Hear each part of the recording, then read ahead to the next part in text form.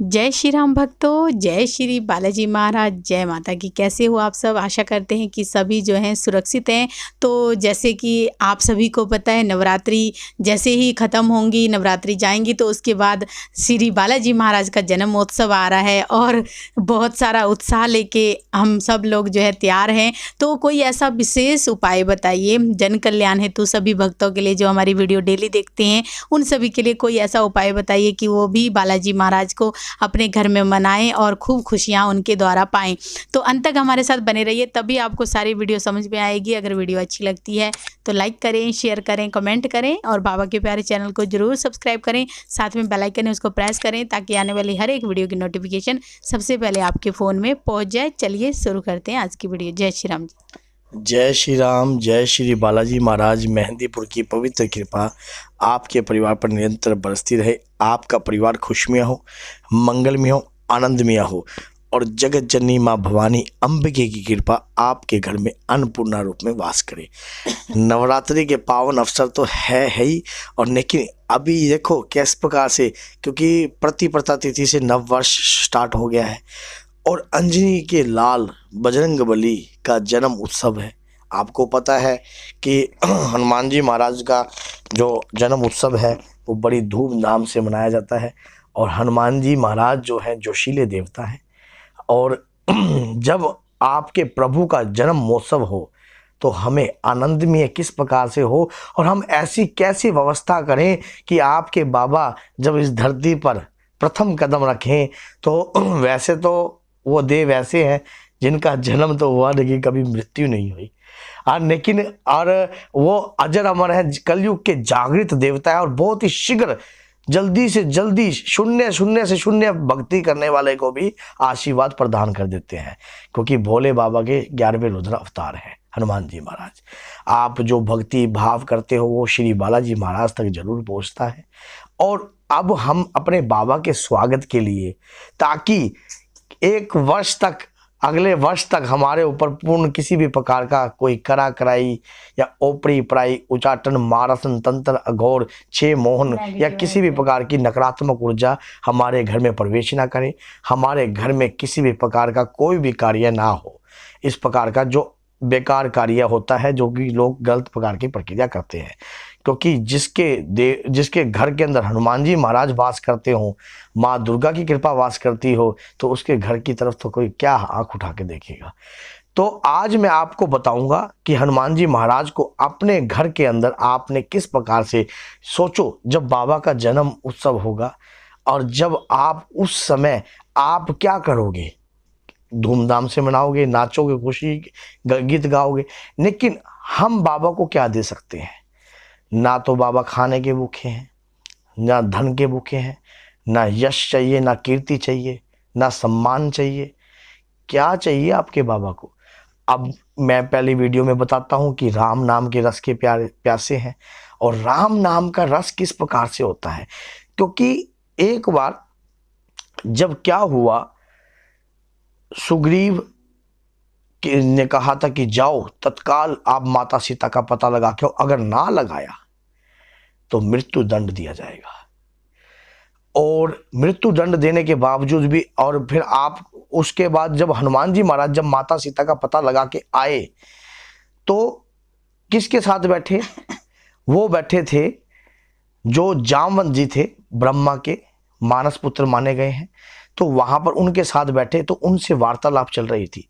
हनुमान जी महाराज ने कहा कि प्रभु अब ये बात बताइए कि जब आपको पता था कि मेरे शरीर के अंदर अतुलित बल है और इस बल की कृपा जो है प्रभु श्री राम से है, तो आपने मुझे पहले क्यों नहीं बताया? मैं माता सीता को वहीं से ही उठाकर ले आता।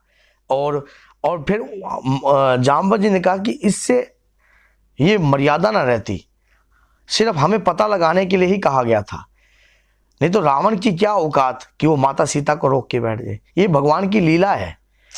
तो उस समय अब उन्होंने जब उनको पूरी रामायण बताई, मान लो कि कैसे कैसे राम जी का जन्म हुआ, किस किस प्रकार से वो कार्य हुआ, कैसे कैसे 6 कांडों के बारे में उन्होंने उनको जो शुरुआती तौर पर बाल अवस्था के बारे में बताया, सब कुछ बताया। तो हनुमान जी इतने मोहक हो गए, इतने मधुमम हो गए कि उनको पता ही नहीं लगा कि वो कौन सी दुनिया में चले गए।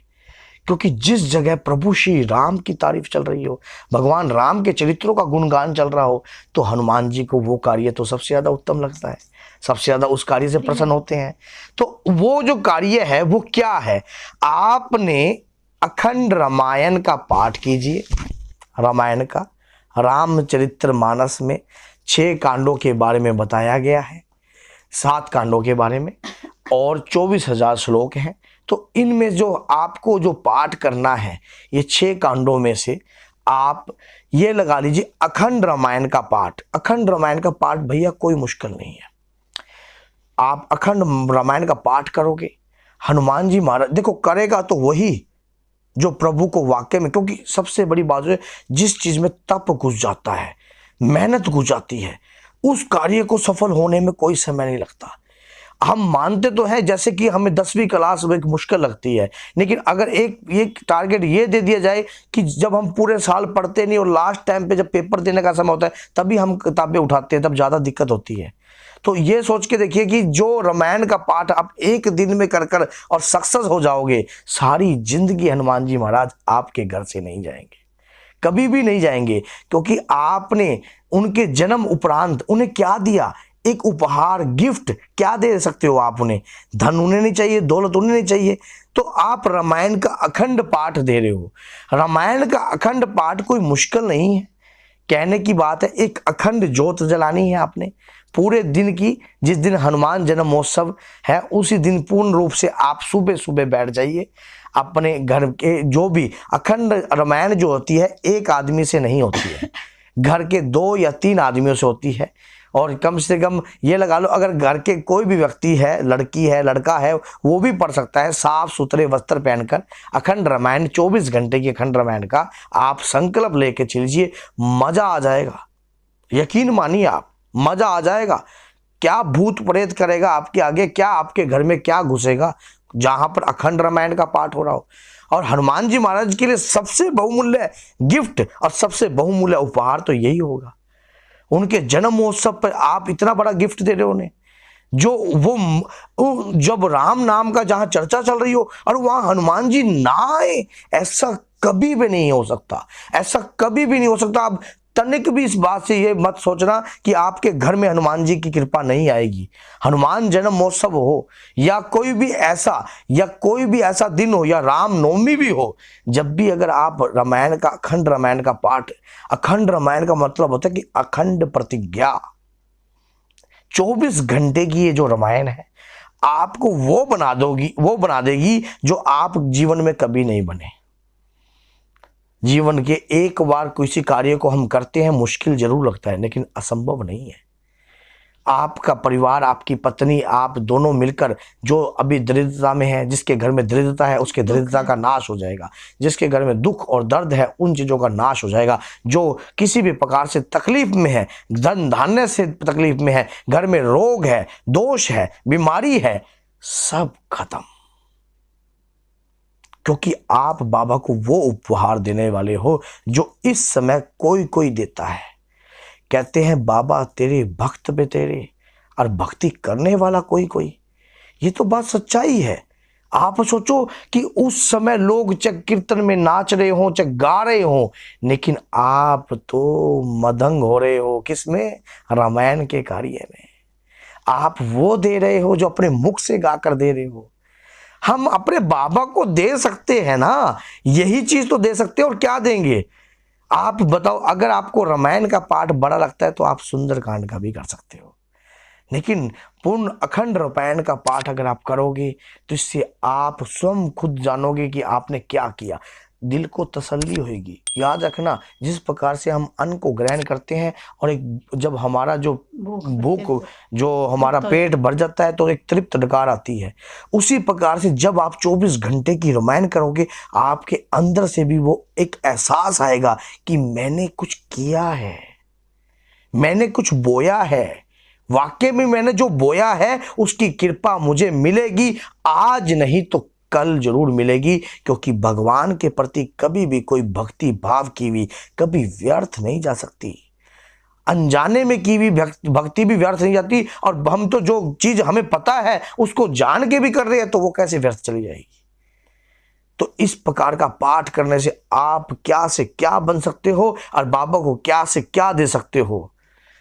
क्योंकि देखो एक बात बताओ, अब जब एक दिन रावण के सामने हनुमान जी महाराज जब बंधन में ब्रह्मस्त्र में बंधे हुए थे, तो रावण ने कहा कि हनुमान जी महाराज ने कहा रावण को कि तू प्रभु श्री राम के चरणों में जाकर गिर जा, तुझे बख्श देंगे और माता सीता को वापस कर दे। आपको पता है कि वो माता सीता है। तो उन्होंने कहा कि वो वनवासी जो दर्दन की ठोकरें खा रहा है, वो वनवासी वो क्या छुड़वाएगा, वो क्या छुड़वाएगा जिसका खुद का भेजा हुआ दूत भी बंधन में है। अब ये बात बोलकर रावण ने कहा कि इनकी पूंछ में आग लगा दीजिए, और जब आग लगा दी पूंछ को, और जब लंका को जला दिया ना, तो आकाश में खड़कर क्या बोलते हैं हनुमान जी महाराज, क्या बोलते हैं हनुमान जी महाराज लंकेश को, आज्ञा नहीं है मां मुझे किसी और काम की, आज्ञा नहीं है मां मुझे किसी और काम की, वरना बुझाएं तोड़ दूं, वरना बुझाएं तोड़ दूं सौगंध राम की। क्योंकि हनुमान जी के पास जो शक्ति है वो राम नाम से है। आप उस शक्ति का सिमरन कर रहे हो। जब आपके घर में वो शक्ति का सिमरन होने लग जाएगा ना, तो रावण जैसे को भी करंट लग गया। करंट कैसे? ओहो, एक बात तो लंका जला आ गई। एक छोटा सा दूत, एक छोटा सा वानर, कभी भी शत्रु को छोटा ना समझो, वो छोटा सा वानर समझ रहा था प्रभु का। अब रावण सोचने पे मजबूर हो गया कि जिसका छोटा सा वानर लंका को जला गया वो प्रभु कैसे होंगे। तो इस प्रकार से सोच के देखिए कि हनुमान जी महाराज को सबसे बड़ा गिफ्ट दे रहे हो आप।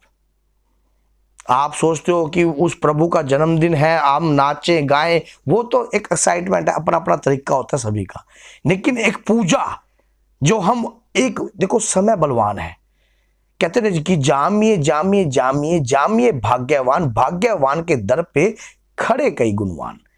तो अगर आपको भाग्यवान बनना है तो यही दिन है, अगर आपको बहुमूल्य बनना है तो यही दिन है, अगर आपको गुणवान बनना है तो यही दिन है, अगर आपको अष्ट सिद्धियों के दाता और 9 निधियों की कृपा को प्राप्त करना है तो यही दिन है। तो क्यों व्यर्थ जाने दें हम इस दिन को?